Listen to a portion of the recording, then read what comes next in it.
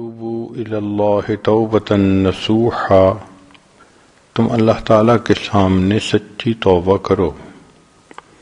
انسان جو کام بھی شریعت کے خلاف کرتا ہے اس کو گناہ کہتے ہیں۔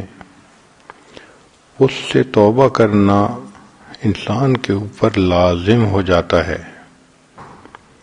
ابن قیم رحمۃ اللہ علیہ نے الداء والدواء میں گناہوں کے دو طرح کے نقصانات بتلائے ہیں، ایک وہ جو آخرت میں ہوں گے اور ایک وہ جو دنیا میں ہوتے ہیں۔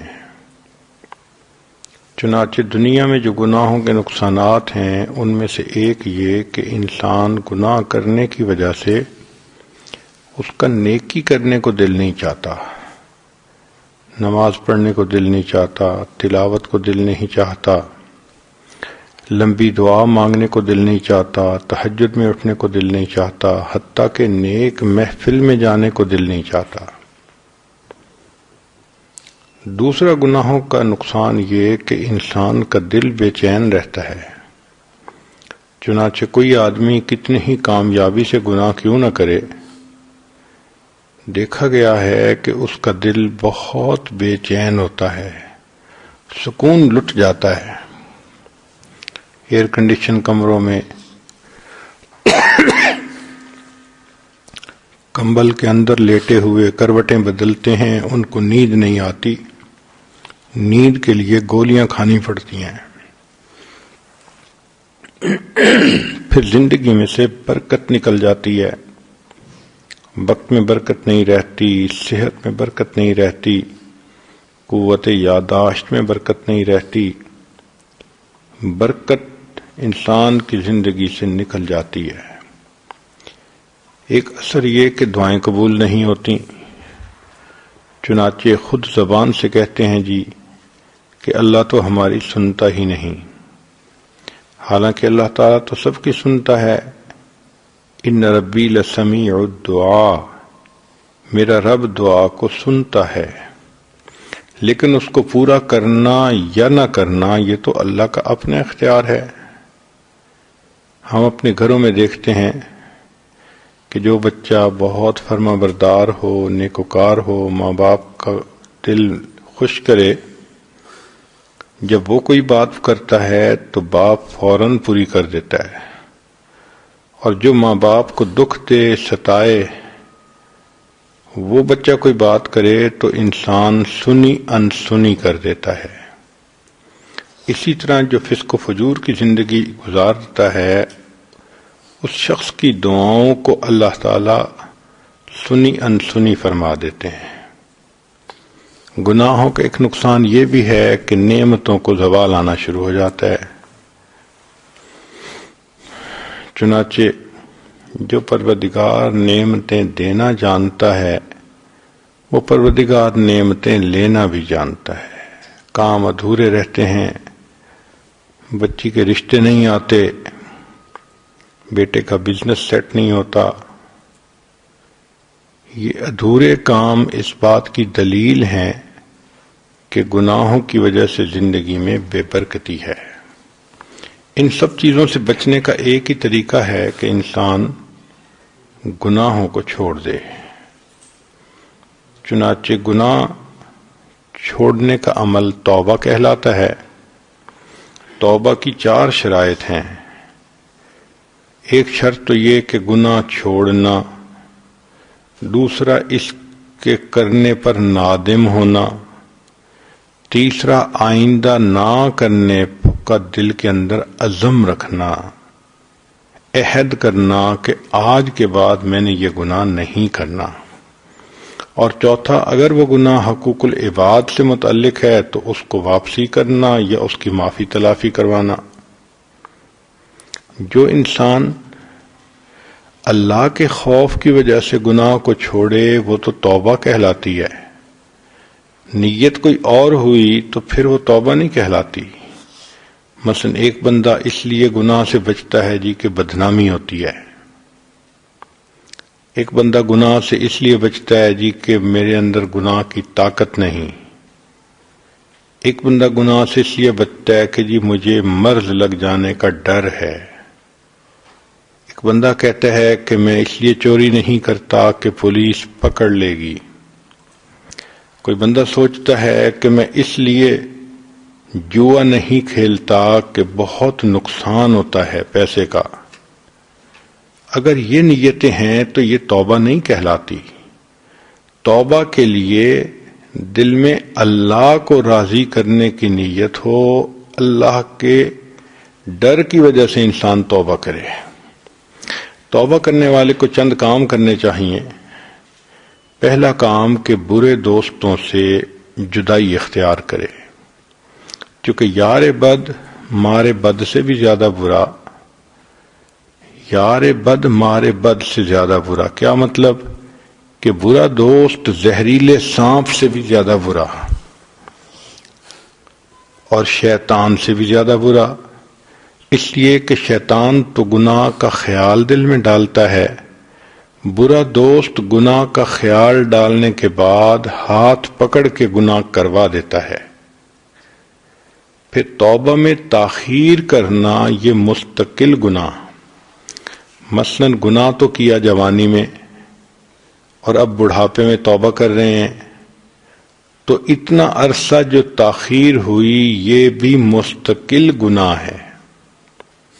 انسان اپنے نفس پہ اعتماد نہ کرے، جو حقوق اللہ میں کمی تھی وہ پورے کرے، روزے رکھے، نمازیں پڑھے، حقوق العباد کی معافی تلافی کا انتظام کرے، حرام اور ممنوع اشیاء کو تلف کرے. مثال کے طور پہ اگر تصویریں جمع کی تھیں تو چونکہ حرام ہیں ان کو تلف کرنا ضروری. ایک بندہ شراب پیتا تھا، اس کے برتن ہیں، ان کو تلف کرنا ضروری. اگر وہ یہ سمجھے کہ میں اس کو دھو کے اس میں پانی پی لیا کروں گا، شریعت اجازت نہیں دیتی، اس لیے کہ وہ پی تو پانی رہا ہوگا مگر اس کو شراب یاد آ رہی ہوگی. تو جو چیز گناہ کی یاد دلائے اس کا بھی نشان مٹانا ضروری. پھر حرام مال سے پرورش پانے والے بدن کو نیکی میں استعمال کرے. اور ان سب کے لیے ایک بہترین طریقہ یہ ہے کہ توبہ کرنے والا بندہ نیک دوست بنا لے. المرء علی دین خلیلہ، ہی انسان اپنے دوست کے دین پر ہوتا ہے. ایک آخری بات کہ جن لوگوں نے پہلے توبہ کی ان کے واقعات کو بار بار پڑھے تاکہ ہمت بڑھے. چنانچہ نبی اسلام کے زمانے میں غامدیہ قبیلے کی عورت تھی جس سے بڑا گناہ ہو گیا. اس نے نبی اسلام کی خدمت میں آ کے عرض کیا، اے اللہ کے نبی مجھ سے بڑا گناہ ہو گیا. نبی اسلام نے چہرہ انور دوسری طرف کر لیا، پھر کہا، چہرہ انور پھر کسی اور طرف کر لیا، تیسری مرتبہ کہا تو چہرہ انور اور طرف کر لیا. جب اس عورت نے 4 مرتبہ خود اقرار کیا تو فرمایا کہ تجھے وہم ہو گیا ہوگا. اس نے کہا، اے اللہ کے حبیب صلی اللہ علیہ وسلم مجھے کوئی وہم نہیں، مجھ سے گناہ سرزد ہوا اور اس وقت میں حمل سے ہوں. نبی اسلام نے فرمایا، اچھا جاؤ، پھر جب بچے کی ولادت ہو جائے تو اس کے بعد میرے پاس آنا. وہ عورت جانتی تھی کہ ایک تو نجاست ہوتی ہے پیشاب پخانے کی، یہ پانی سے دھل جاتی ہے، ایک نجاست ہوتی ہے گناہ کی، یہ توبہ کے بغیر نہیں دھلتی. چنانچہ جو زناکار انسان توبہ کیے بغیر فوت ہو گیا قیامت کے دن ناپاک حالت میں اٹھایا جائے گا. اب اس کے لیے 9 مہینے گزارنے مشکل تھے. راتوں کو نیند نہیں آتی تھی، دلوں کو چین نہیں آتا تھا. وہ سوچتی تھی اگر اس دوران میری موت آ گئی تو میں اللہ تعالیٰ کے سامنے ناپاک کیسے کھڑی ہوں گی. اللہ کی شان کہ جب اس کی بیٹا پیدا ہوا تو وہ اس کو لے کر آئی، اے اللہ کے حبیب صلی اللہ علیہ وسلم یہ بیٹا ہوا ہے. نبی صاحب نے فرمایا کہ اچھا اس کو جاؤ دودھ پلاؤ. دودھ پلانے کے لیے مزید 2 سال لگتے ہیں، حولین کاملین. تو وہ عورت واپس چلی گئی. ذرا غور کیجئے، اگر یہ عورت اپنی رائے بدلنا چاہتی تو یہ بدل سکتی تھی. اگر یہ عورت کسی دوسری بستی میں جا کے چھپنا چاہتی تو چھپ سکتی تھی. اس کے پیچھے کوئی پولیس تو نہیں کھڑی تھی. مگر اس کے دل میں یہ خوف تھا کہ اگر میں نے دنیا میں اپنے آپ کو پاک نہ کروایا تو قیامت کے دن تو اللہ تعالیٰ میری طرف دیکھیں گے بھی نہیں. چنانچہ حدیث پاک میں آتا ہے کہ جو زناکار ہوگا یا بے پردہ عورت ہوگی، اللہ تعالیٰ قیامت کے دن اس کی طرف نہیں دیکھیں گے. اب اس کو ایک آگ سینے میں لگی ہوئی تھی، چین نہیں آتا تھا، اس کا وقت نہیں گزرتا تھا. بالآخر جب بچے نے سالڈ کھانا شروع کیا تو وہ ایک دن بچے کو لے کے آئی. بچے کے ہاتھ میں روٹی کا ٹکڑا تھا. اے اللہ کے حبیب صلی اللہ علیہ وسلم، میرے بچے نے روٹی کھانی شروع کر دی. نبی علیہ السلام نے پھر صحابہ سے فرمایا کہ اب اس کے اوپر حد جاری کرو. حد جاری کرتے وقت ایک صحابی نے اس عورت کو سختی کی بات کر دی کہ تم نے اپنے خاندان کو بدنام کروا دیا. تو نبی علیہ السلام نے فرمایا لقد تابت توبتن، اس عورت نے اتنی سچی توبہ کی ہے، لو قسمت بین 70 من اہل المدینۃ وسعتہم، کہ اگر مدینہ کے 70 گنہگاروں میں اس کی توبہ کا ثواب تقسیم کیا جاتا تو 70 گنہگاروں کی بخشش ہو جاتی. توبہ کرنے والے کے ذہن میں کچھ سوالات ہوتے ہیں. آج کی مجلس میں انہی سوالات کے جوابات مقصود ہیں. پہلا ذہن میں سوال آتا ہے کہ میرے گناہ تو اتنے زیادہ سارے گناہ بخش دیے جائیں گے؟ جواب جی ہاں. چنانچہ فرمایا اے میرے بندے، اگر تیرے گناہ آسمان کے ستاروں کے برابر ہیں، اگر تیرے گناہ ساری دنیا کی ریت کے ذرات کے برابر ہیں، اگر تیرے گناہ پانی کے قطروں کے برابر ہیں، اگر تیرے گناہ ساری دنیا کی درختوں کے پتوں کے برابر ہیں، تیرے گناہ تھوڑے ہیں، میری رحمت زیادہ ہے، تو توبہ کرے گا، میں تیری توبہ کو قبول کر لوں گا. حدیث پاک میں ہے کہ بنی اسرائیل کا ایک آدمی تھا جس نے 100 بندوں کو قتل کیا تھا. توبہ کی نیت سے چل پڑا تھا، موت آ گئی، اللہ نے اس کے بھی گناہوں کو معاف فرما دیا. ذہن میں کئی دفعہ یہ خیال آتا ہے کہ میں تو توبہ کرنا چاہتی ہوں، لیکن بد کردار لوگ مجھ پر زیادتی کرتے ہیں، چڑھائی کرتے ہیں، وہ مجھ سے گناہ کروا دیتے ہیں.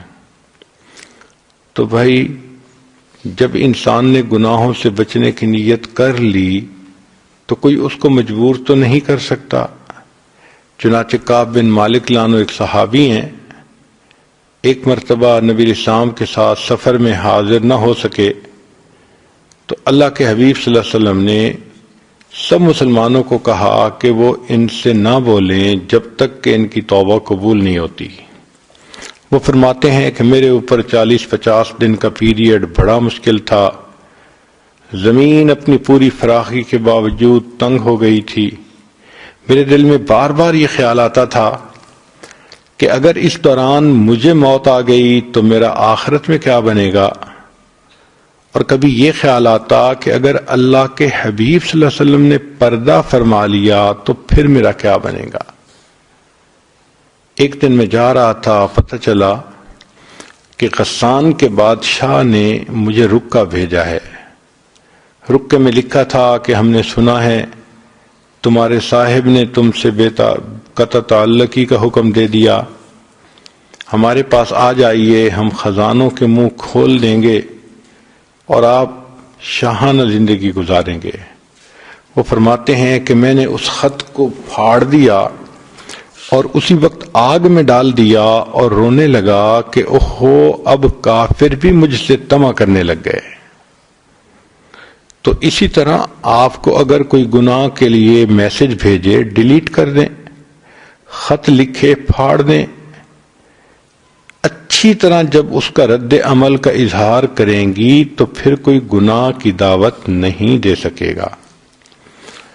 حضرت مرشد اللہ عنہ ایک صحابی تھے، زمانہ جاہلیت میں مکہ مکرمہ کی ایک عورت عناق تھی جس سے اس کے افیئرز تھے۔ ایمان لے آئے تو مدینہ طیبہ آ گئے۔ کافی سالوں کے بعد ایک مرتبہ تجارت کی وجہ سے ان کو مکہ مکرمہ جانا پڑا۔ مغرب کے قریب یہ گلی میں سے گزر رہے تھے کہ اس عورت نے دیکھا تو وہ ان کو کہنے لگی کہ بڑا عرصہ ہوا تم مجھے ملے نہیں، آج میرا خاوند گھر پہ نہیں، سفر پہ گیا ہوا ہے، تم اپنا کام سمیٹ کے میرے پاس آ جانا، ہم اکٹھی رات گزاریں گے۔ مرشد اللہ عنہ نے فرمایا کہ میں نہیں آؤں گا۔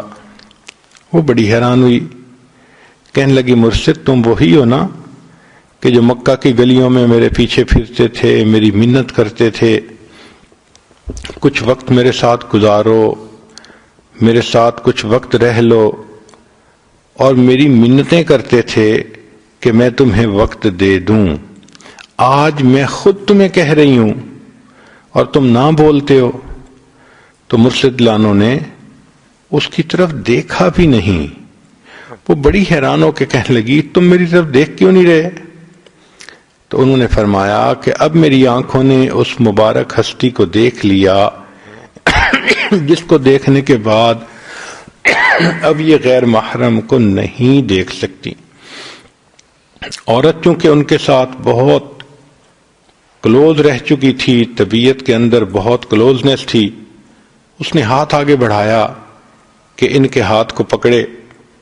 تو مرشد اللہ عنہ نے کہا کہ خبردار مجھے ٹچ نہ کرنا ورنہ میں اپنی تلوار سے تمہاری گردن الگ کر دوں گا۔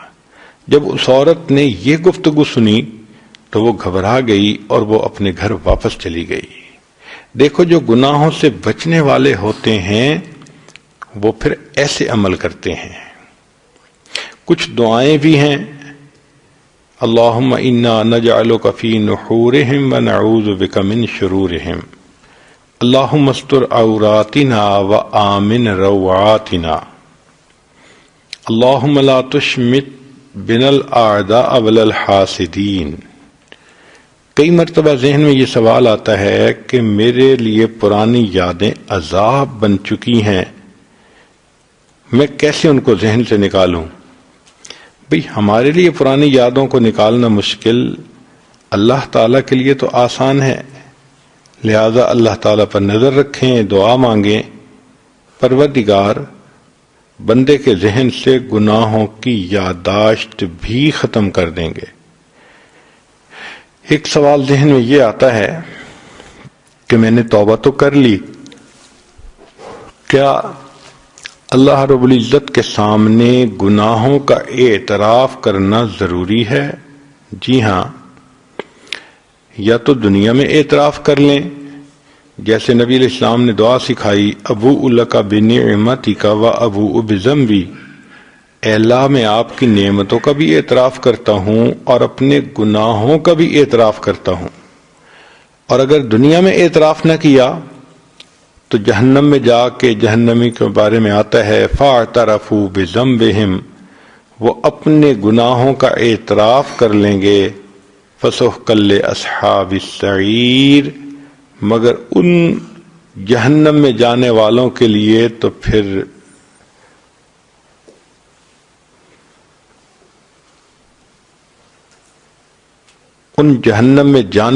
لیے تو پھر بربادی ہی ہے۔ کبھی ذہن میں یہ بات آتی ہے میں توبہ تو کر لوں گی مگر میں گناہ سے بچ نہیں سکتی۔ بھائی یہ سوچیں کہ میں نہیں بچ سکتی، اللہ تعالیٰ تو مجھے بچانے پہ قادر ہیں۔ ہم نے یہ دیکھا ہے کہ جو بندہ خود پکی توبہ نہ کر سکے یا توبہ پہ قائم نہ رہ سکے، اس کو چاہیے کہ کسی اللہ والے کے ساتھ مل کر توبہ کے کلمات پڑھ لے، اس کی برکت سے اللہ سچی توبہ کی توفیق عطا فرما دیتے ہیں۔ کبھی ذہن میں یہ خیال آتا ہے کہ اللہ تعالیٰ بڑا رحیم ہے، وہ بخش دے گا۔ بالکل صحیح بات ہے کہ اللہ تعالیٰ چاہیں تو جس گناہ کو چاہیں معاف کر دیں، لیکن اگر ہم نے توبہ نہ کی تو کچھ گناہوں کا وبال موت کے وقت ظاہر ہوتا ہے۔ علماء نے ان میں سے لکھا ہے کہ زنا ایسا گناہ ہے کہ اگر اس سے توبہ نہ کی تو مرتے وقت انسان کلمہ نہیں پڑھ سکتا، کلمے سے محروم ہو جاتا ہے۔ ایک سوال ذہن میں یہ پیدا ہوتا ہے کہ میں نے توبہ کی تھی، 3 مہینے کے بعد پھر وہی گناہ کر لیا، تو کیا پہلی توبہ ٹوٹ گئی؟ جواب، پہلی توبہ نہیں ٹوٹی، البتہ اس نئے گناہ پر دوبارہ توبہ کرنا ضروری ہو گئی۔ ایک سوال کہ جی میں 2 گناہ کرتی ہوں، نماز بھی نہیں پڑھتی، بے پردہ بھی پھرتی ہوں۔ نماز پڑھنا تو مشکل ہے لیکن میں سر پہ دوپٹہ کر لیتی ہوں، پردہ کر لیتی ہوں۔ جی ہاں، ایک گناہ کرتے ہوئے دوسرے گناہ سے توبہ کوئی کرے تو وہ توبہ ہو سکتی ہے، اور ہو سکتا ہے کہ اسی کی برکت سے اللہ اس پہلے گناہ سے بھی توبہ کی توفیق عطا فرما دے۔ کبھی ذہن میں یہ آتا ہے کہ میں پرانے جو قضا نماز اور روزے ہیں ان کا کیا کروں؟ تو بھئی اگر کسی نے 1,00,000 پاؤنڈ کسی کو دینے ہوں، نہ دے سکے تو پھر وہ اس کے لیے قسطیں بنا لیتا ہے، ہر مہینے کچھ نہ کچھ دینا شروع کر دیتا ہے۔ اسی طرح جس کی 10 سال 15 سال کی نمازیں ہوں، روزے ہوں، اس کو چاہیے کہ روزانہ 5 نمازیں ادا کر لے، اور سال کے وہ اوقات جن میں دن چھوٹے ہوتے ہیں، آسانی سے روزہ رکھا جا سکتا ہے، ان دنوں میں نفلی روزے بھی قضا کرنا شروع، وہ یعنی نفل جو فرض روزے تھے وہ قضا کرے۔ اس طرح روزے اور نماز کی قضا ممکن ہو سکتی ہے۔ اگر کسی بندے نے غیبت کی تو اللہ تعالیٰ سے بھی معافی مانگنی چاہیے، اور جس کی غیبت کی اس سے بھی معافی مانگنی چاہیے۔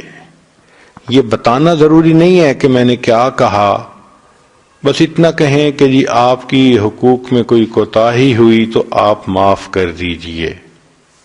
ایک بندہ کہتا ہے میں نے چوری کی، میں کیا کروں؟ بھئی جس کا مال چوری کیا اس کو پیسے واپس کرو، اور جی وہ تو فوت ہو گیا، بھئی اس کے وارث کو واپس کرو۔ جی مجھے اس کے وارثوں کا بھی پتہ نہیں، شریعت کہتی ہے کہ پھر اللہ کے راستے میں صدقہ کر دو، تاکہ قیامت کے دن جو اجر ملے وہ اس بندے کو پہنچ جائے جس کا مال چوری ہوا تھا۔ ایک بندہ کہتا ہے کہ میں نے تو سود کا مال کھایا، میں کیا کروں؟ بھئی ندامت اختیار کریں، اور جو بدن سود سے پلا اب اس کو نیکی میں لگائیں، نمازیں پڑھیں، تلاوت کریں، درود شریف پڑھیں، استغفار پڑھیں، اللہ کے دین کا کام کریں، علم حاصل کریں۔ نیکی کے کام کرنے سے اس کی مکافات ہو جائے گی۔ سوال پیدا ہوتا ہے کہ توبہ کا طریقہ کیا ہے؟ چنانچہ ایک حدیث مبارکہ میں توبہ کا طریقہ بتلایا گیا۔ سیدنا صدیق اکبر عنہ اس کی روایت کرتے ہیں، نبی علیہ السلام نے ارشاد فرمایا، ما من رجل یذنب ذنبا ثم یقوم فیتطہر ثم یصلی رکعتین ثم یستغفر اللہ غفر اللہ لہ، کہ جس بندے نے کوئی گناہ کر لیا اس کو چاہیے کہ وہ اچھی طرح وضو کرے، پھر 2 رکعت صلاۃ التوبہ کے پڑھے، پھر اس کے بعد اللہ تعالیٰ کے سامنے استغفار کرے، اللہ تعالیٰ اس کے گناہوں کو معاف فرما دیتے ہیں۔ چنانچہ کس انداز سے توبہ کرنی چاہیے؟ حدیث مبارکہ میں ہے کہ جو بندہ دل کی گہرائیوں سے نادم ہوتا ہے اللہ تعالیٰ اس کی توبہ کو قبول کرتے ہیں. فرمایا الندم توبۃ، کہ دل میں نادم اور پریشان ہونا اس سے توبہ ہو جاتی ہے. بنی اسرائیل کے ایک نوجوان کا عجیب قصہ ہے، میں اکثر یہ سناتا ہوں تاکہ ہمیں پتہ چلے کہ ہمیں اللہ تعالیٰ سے معافی کیسے مانگنی چاہیے. وہب بن منبہ نے اس کو نقل کیا. وہ فرماتے ہیں کہ بنی اسرائیل میں ایک نوجوان تھا جو بہت بدکار تھا. لوگ اس کی بری زندگی سے تنگ تھے، بہت سمجھاتے تھے مگر وہ کسی کی سنتا ہی نہیں تھا. بستی والے بہت تنگ ہو گئے اور ایک دفعہ انہوں نے سوچا کہ اب اگر اس نے گناہ کیا تو ہم اس کی پٹائی بھی کریں گے اور اس کو بستی سے نکال بھی دیں گے، یہ یہاں رہنے کے قابل ہی نہیں، یہ تو دوسروں کے بگڑنے کا ذریعہ بن جائے گا. چنانچہ وہ نوجوان کچھ عرصہ تک گناہوں سے بچا رہا، پھر گناہ کر بیٹھا. اب بستی والوں نے اس کی خوب پٹائی کی اور دھکے دے دے کے ہیوملیٹ کر کے اس کو شہر سے نکال دیا. اس زمانے میں چھوٹے چھوٹے شہر ہوتے تھے اور ان کے گرد کئی مرتبہ دیواریں بھی بنی ہوتی تھیں. تو دروازے کے سامنے ایک ویرانہ تھا، درخت تھے.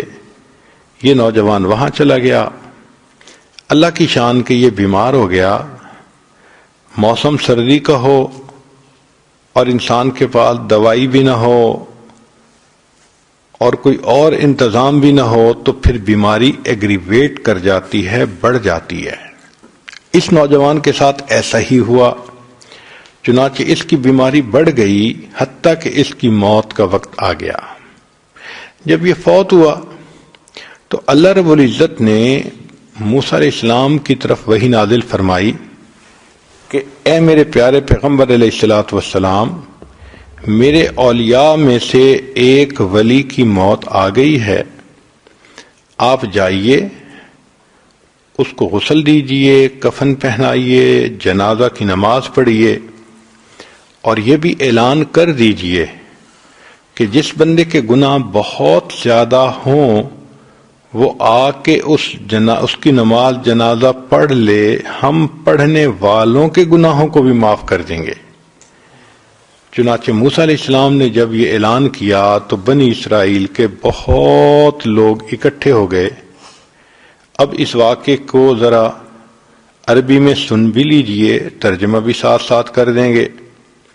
کان فی زمن موسیٰ علیہ السلام شاب عاتن، موسیٰ علیہ السلام کے زمانے میں ایک نوجوان تھا جو بڑا سرکش تھا. مسرف علی نفسہ، اپنی جان پہ بڑا ظلم کرتا تھا. فاخرجوہ من بینہم لسوء فعلہ، چنانچہ بستی والوں نے اسے بستی سے نکال دیا اس کے کرتوتوں کی وجہ سے. فحضرتہ الوفاۃ فی خربۃ علی باب البلد، شہر کے دروازے کے بالکل سامنے جو ویرانہ تھا اس ویرانے میں اس بندے کو موت آ گئی. فاوحی اللہ تعالی الی موسیٰ علیہ السلام، اللہ رب العزت نے موسیٰ علیہ السلام کی طرف وحی نازل فرمائی کہ اے میرے پیارے موسیٰ علیہ السلام، ان ولی من اولیائی، کہ میرے دوستوں میں سے ایک دوست، اولیاء میں سے ایک ولی، حاضرہ الموت، اس کو موت آ گئی ہے. فاحذرہ، اس کے پاس جائیے، وغسلہ، اور اس کو غسل دیجئے، وصلی علیہ، اور اس کی نماز جنازہ پڑھیے، وکل من کثر عصیانہ، اور کہہ دیجئے کہ جس بندے کے گناہ بہت زیادہ ہوں، یحضر جنازتہ، وہ اس کے جنازہ پڑھنے کے لیے حاضر ہو جائے. لأغفر لہم، میں جنازہ پڑھنے والے کی بھی مغفرت کر دوں گا. جب اللہ کی طرف سے یہ اعلان ہوا تو پھر فنادى موسیٰ علیہ السلام فی بنی اسرائیل فکثر الناس، بہت سارے لوگ جنازہ پڑھنے کے لیے آ گئے، سب چاہتے تھے ہمارے گناہ بخشے جائیں. فلما حضروہ عرفوہ، جب وہ وہاں پہنچے تو انہوں نے اس نوجوان کو پہچانا. فقالو، کہنے لگے، یا نبی اللہ، اے اللہ کے نبی صلی اللہ علیہ وسلم، ھذا ھو الفاسق، یہ تو وہی فاسق شخص ہے، الذی اخرجناہ، جس کو ہم نے بستی سے دھکے دے دے کے نکال دیا تھا. فتعجب موسیٰ من ذالک، موسیٰ علیہ السلام بھی اس بات پہ بہت حیران ہوئے. فاوحی اللہ الیہ، اللہ نے حضرت موسیٰ علیہ السلام کی طرف وحی نازل فرمائی. صدقوا وہم شہدائی، اے میرے پیغمبر اسلام، یہ لوگ سچ کہہ رہے ہیں مگر یہ اس بات کے گواہ ہیں. انہ لما حضرتہ الوفات فی ھذہ الخربۃ، بات یہ ہے کہ جب اس بندے کو اس ویرانے میں موت کا وقت آ گیا، نظر یمنۃ و یسرۃ، اس نے اپنے دائیں دیکھا اپنے بائیں دیکھا. فلم یرا حمیما ولا قریبا، کوئی اس کا دوست پاس نہیں تھا، کوئی رشتہ دار پاس نہیں تھا. اس وقت اس نے یہ پکارا کہ اللہ، کوئی میرا یار ہوتا جو یاری کرتا، دلدار ہوتا دلداری کرتا، میری امی پاس ہوتی میرے سر پہ ہاتھ رکھتی، میری بیوی ہوتی مجھے دلاسا دلاتی. اللہ، نہ کوئی دوست ہے نہ رشتہ دار ہے، میں تنہا ہوں، اکیلا ہوں، ذلیل ہوں اور ٹوٹے ہوئے دل والا ہوں. اللہ میرے اوپر رحم کر دیجئے. ورا نفسہ غریبۃ وحیدۃ ذلیلۃ منکسرۃ فرفع بصرہ الیہ، اس وقت اس نوجوان نے آسمان کی طرف دیکھ کر یہ کہا، الہی عبد من عبادک، اللہ میں بھی تیرے بندوں میں سے تو بندہ ہوں، اگرچہ میں گنہگار سہی مگر تیری بندگی کی فہرست سے تو نہیں نکلا ہوں، تو ابھی تک میں بندہ آپ ہی کا. میرے مولا، جب میں آپ کا بندہ ہوں تو آپ میرے اوپر رحم فرمائیے. غریب فی بلادک، میں اپنے شہر سے بھی دھکے دے دے کے نکالا گیا ہوں. اے اللہ، لو علمت ان عذابی یزید فی ملکی کا، اگر مجھے یقین ہوتا کہ میرے عذاب دینے سے آپ کی شان بڑھ جائے گی اور مجھے معاف کرنے سے آپ کی شان کم ہو جائے گی، لما سألتک المغفرہ، اللہ میں آپ سے کبھی مغفرت طلب نہ کرتا. ولیس لی ملجأ، اللہ میری کوئی جائے پناہ نہیں، ولا رجاء، کوئی امیدگار نہیں، الا انت، سوائے تیرے. جس طرح بندہ کہتا ہے کہ اللہ میرا کوئی نہیں، اللہ تیرے سوا. اللہ میری امیدیں آپ کی ذات پر لگی ہیں، میری نظریں آپ کے اوپر لگی ہوئی ہیں. اللہ آپ مجھ پر رحمت کی نظر فرما لیجئے. جب اس نے یوں کر کے دعائیں مانگی کہ اللہ میں نے سنا ہے کہ آپ نے یہ آیت بھی اتاری، انی انا الغفور الرحیم، کہ بے شک میں غفور اور میں رحیم ہوں. فلا تخیب رجائی، اللہ میری امید کو ناکام نہ کرنا. یا موسیٰ، اے موسیٰ علیہ السلام، افکان یحسن بی ان اردہ وہو غریب علی ھذہ الصفۃ، کیا یہ بات مجھے سجتی تھی میں اس کی دعات کو رد کر دیتا حالانکہ وہ اس حال میں تھا. وقد توسل الی بی، اس نے مجھے میری رحمت کے واسطے دے دے کر دعائیں مانگی. وتضرع بین یدی، میرے سامنے روتا رہا، گڑ گڑاتا رہا، معافیاں مانگتا رہا. وعزتی، موسیٰ علیہ السلام مجھے اپنی عزت کی قسم ہے، لو سالنی فی المذنبین من اہل الارض جمیعا لوہبتہم لہو لذل غربتہ، اگر وہ نوجوان اس وقت ساری دنیا کے گناہ گاروں کی بخشش کا مجھ سے سوال کرتا، میں پروردگار ساری دنیا کے گناہوں کی بخشش بھی کر دیتا.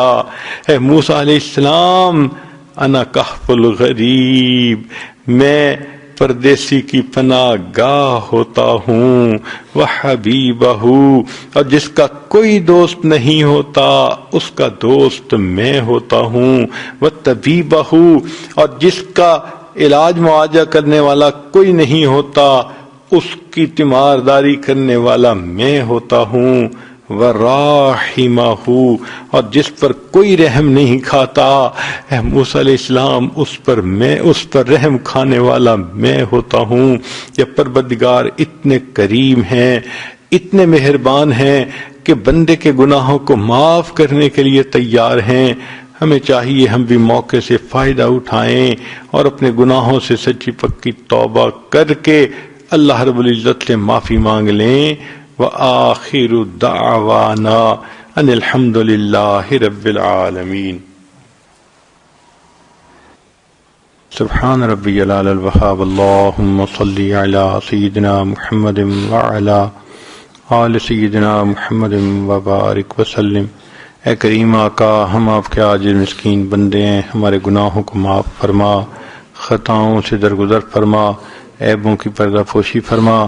اللہ ہماری نگاہوں کو پاک فرما، دلوں کو صاف فرما، سینوں کو اپنی محبت سے لبریز فرما، اپنے عشق کی آتش ہمارے سینوں میں پیدا فرما، ہمارے انگ انگ سے اپنے ذکر کو جاری فرما، روئیں روئیں سے اپنے ذکر کو جاری فرما، ہڈی ہڈی بوٹی بوٹی میں اپنی محبت پیدا فرما۔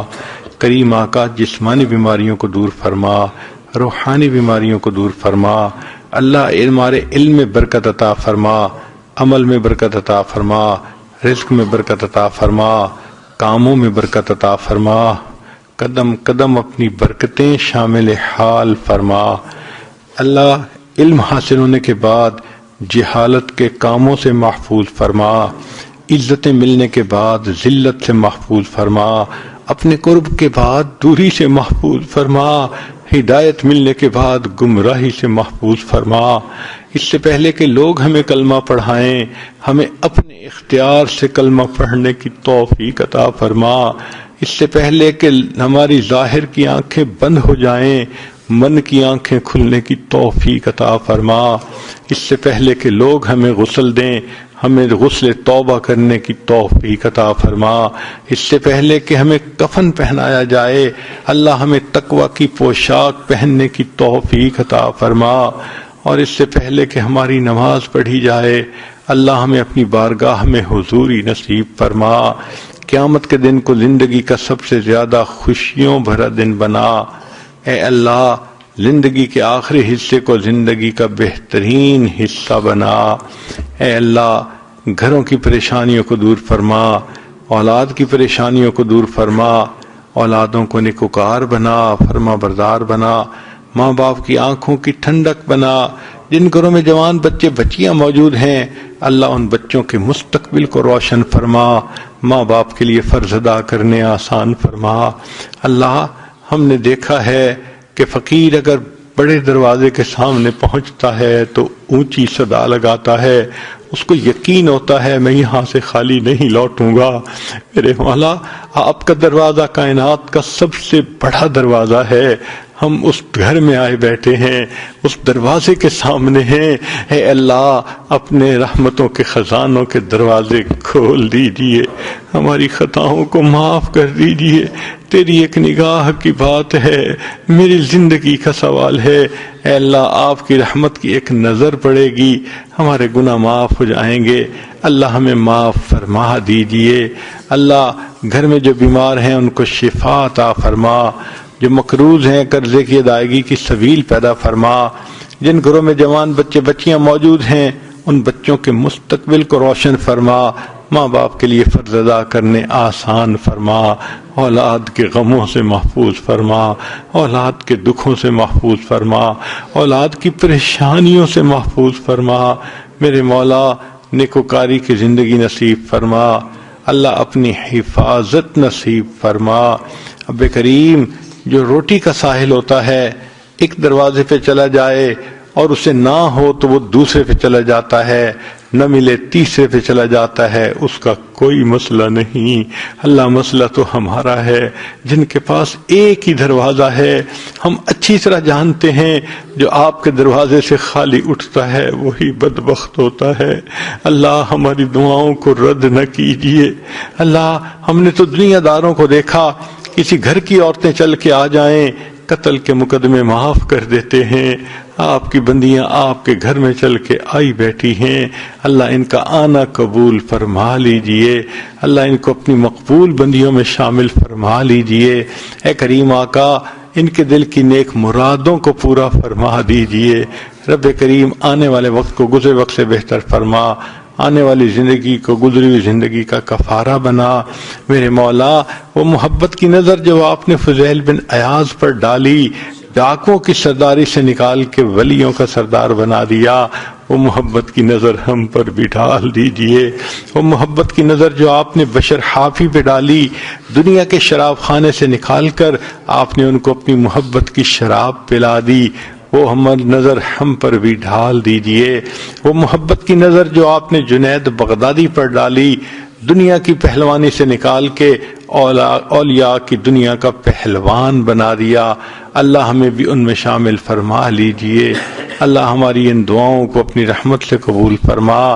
مقامی لوگ جس محبت سے بلاتے ہیں اللہ اس کے بدلے ان کو اپنی سچی محبت نصیب فرما۔